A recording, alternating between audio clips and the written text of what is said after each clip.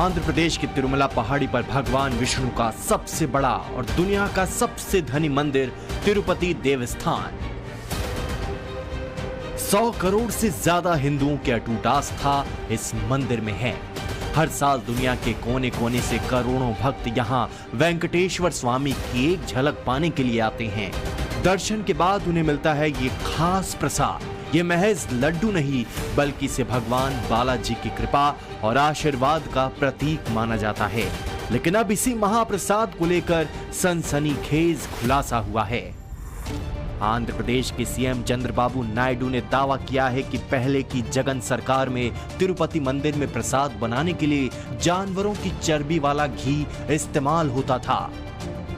पिछले 5 सालों में वाईएसआर कांग्रेस पार्टी के नेताओं ने तिरुमला की पवित्रता को कलंकित किया है।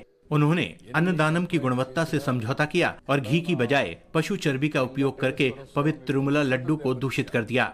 इस खुलासे ने चिंता पैदा कर दी है। हालांकि अब हम शुद्ध घी का उपयोग कर रहे हैं। हम मंदिर की पवित्रता की रक्षा करने का प्रयास कर रहे हैं। चंद्रबाबू नायडू ने ये सनसनीखेज खुलासा एनडीए विधायक दल की बैठक में किया। उनके दावे को सुन वहां मौजूद हर एक शख्स हैरान रह गया। नायडू से पहले आंध्र प्रदेश की वाईएसआरसीपी सरकार ने एक निजी ठेकेदार को घी सप्लाई का ठेका दिया था। बाद में लड्डू की क्वालिटी को लेकर कई शिकायतें मिली। जांच में पता चला कि लड्डू बनाने में जो घी का इस्तेमाल हो रहा था उसमें जानवर की चर्बी थी। जिसके बाद नायडू की लीडरशिप में चल रही राज्य की एनडीए सरकार ने 29 अगस्त को कर्नाटक मिल्क फेडरेशन के नंदिनी ब्रांड को घी देने का कॉन्ट्रैक्ट दिया और अब मंदिर में शुद्ध घी का इस्तेमाल होता है। तिरुमला तिरुपति मंदिर में जो प्रसाद के रूप में लड्डू सैकड़ों सालों से दिया जा रहा है, उस लड्डू पर मानो अब राजनीति शुरू हो गई है। जब आंध्र प्रदेश के मुख्यमंत्री चंद्रबाबू नायडू ने ये कहा कि वाईएसआर जगनमोहन रेड्डी की सरकार के दौरान उस लड्डू में घी की जगह एनिमल फैट को मिलाया गया और तब से राज्य में राजनीति की सरगर्मी जो है वो काफी तेज हो गई है। और आपको ये बता दें कि लड्डू का जो रेसिपी है वो काफी ज्यादा सीक्रेट रहा है। सालों से ये लड्डू जो है वो भक्तों के बीच एक आस्था का प्रतीक बना हुआ है और भक्त जब भी उस लड्डू को प्रसाद के रूप में लेते हैं तो उन्हें ऐसा लगता है कि साक्षात भगवान द्वारा दिया गया वो प्रसाद है। और यही कारण है कि उस प्रसाद में इतनी ज्यादा महत्वता है और इतना ज्यादा श्रद्धा लोगों की जो है जुड़ी हुई है। लेकिन जब से चंद्रबाबू नायडू का ये बयान सामने आया है तब से इस पर राजनीति भी तेज हो गई है। वहीं भक्तों के बीच भी जो एक तरह से स्तब्धता कहीं ना कहीं देखी जा सकती है, वो शौक में है। भगवान बालाजी के महाप्रसाद को लेकर इस सनसनीखेज खुलासे पर हिंदू समाज किस तरह से आहत है, कैसे रिएक्ट कर रहा है, दिखाएंगे आगे। पहले जानिए तिरुपति मंदिर का ये लड्डू क्यों है बेहद खास। तिरुपति मंदिर में भगवान के प्रसाद के लिए लड्डू का इतिहास 300 साल पुराना है। हर दिन करीब 3 लाख लड्डू बनते हैं। इसके लिए करीब 10,000 किलो घी का इस्तेमाल होता है। लड्डू को मंदिर के ही रसोई में पारंपरिक तरीके से तैयार किया जाता है। इसे बनाने में आम लड्डू की तरह बेसन, घी, चीनी, काजू, इलायची और किशमिश का भी इस्तेमाल होता है। लेकिन इसके रेशियो और बनाने का तरीका केवल मंदिर के कुछ रसोइयों को ही पता है। महाप्रसाद के सीक्रेट रेसिपी को कभी भी सार्वजनिक नहीं किया गया और इसे लेकर कई सुरक्षा इंतजाम भी किए गए हैं, जिससे लड्डू की शुद्धता, पवित्रता के साथ इसकी विशिष्टता भी बनी रहे। लेकिन अब इसी लड्डू की पवित्रता को खंडित करने का दावा किया गया है। तिरुपति बालाजी से लाखों लोग रुक जाते हैं और सरकार को वहां से कितना फायदा होता है इस चीज को आप देखिए।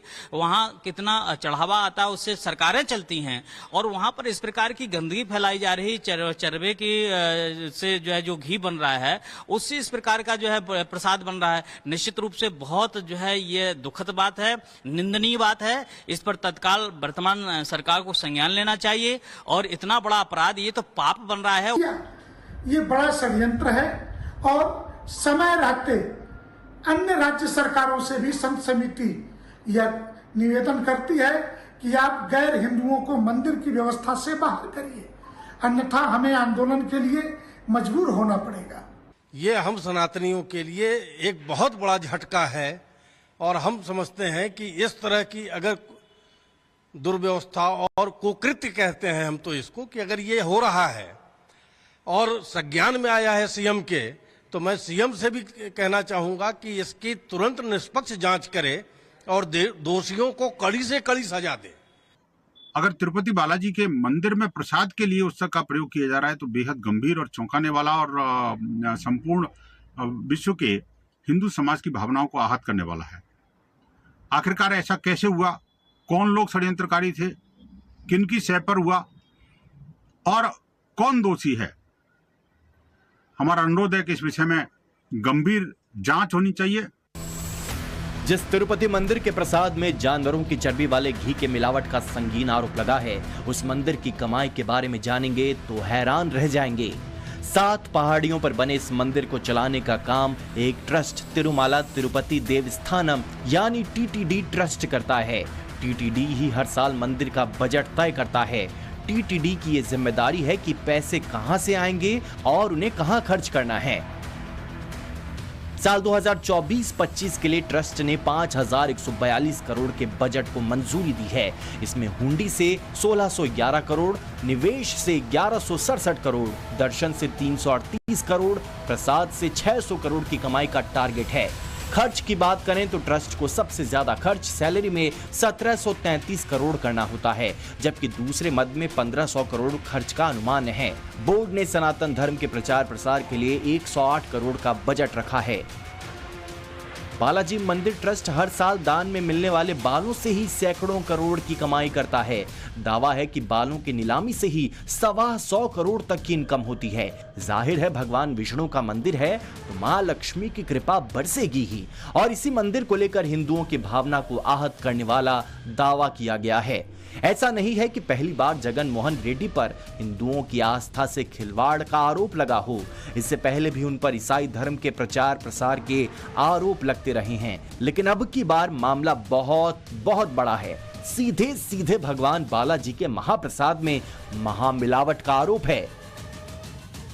किसी की भी धार्मिक आस्था से खेलने की आजादी किसी को नहीं दी जा सकती है। चंद्रबाबू नायडू सीनियर लीडर हैं, अगर उन्होंने ये बात कही है तो जरूर उसके पीछे कोई न कोई तथ्य होगा, तभी उन्होंने कहा है, और जो लोग इसमें शामिल उन पर कार्रवाई होनी चाहिए। लेकिन जगन मोहन रेड्डी की वाईएसआर कांग्रेस पार्टी बैकफुट की जगह उल्टे नायडू सरकार पर अटैक कर रही है। पार्टी के राज्यसभा सांसद वाईबी सुब्बा रेड्डी ने सोशल मीडिया प्लेटफॉर्म पर लिखा है, चंद्रबाबू नायडू ने तिरुमला की पवित्रता और करोड़ों हिंदुओं की आस्था को गंभीर रूप से नुकसान पहुंचाया है। तिरुमला प्रसाद के बारे में उनकी टिप्पणी अत्यंत दुर्भावनापूर्ण है। कोई भी व्यक्ति ऐसे शब्द नहीं बोलेगा या ऐसे आरोप नहीं लगाएगा। कांग्रेस तो कुछ वोटों के लिए हमारी आस्था और हमारी संस्कृति को कभी भी दांव पर लगा सकती है। चंद्रबाबू नायडू के दावों को इसलिए भी हल्के में नहीं लिया जा सकता क्योंकि इतिहास गवाह है कि सनातन विरोधियों ने वोट की सियासत की खातिर जरूरत पड़ने पर हिंदू आस्था और संस्कृति को भी दांव लगाने से परहेज नहीं किया। ब्यूरो रिपोर्ट, टाइम्स नाउ नव भारत।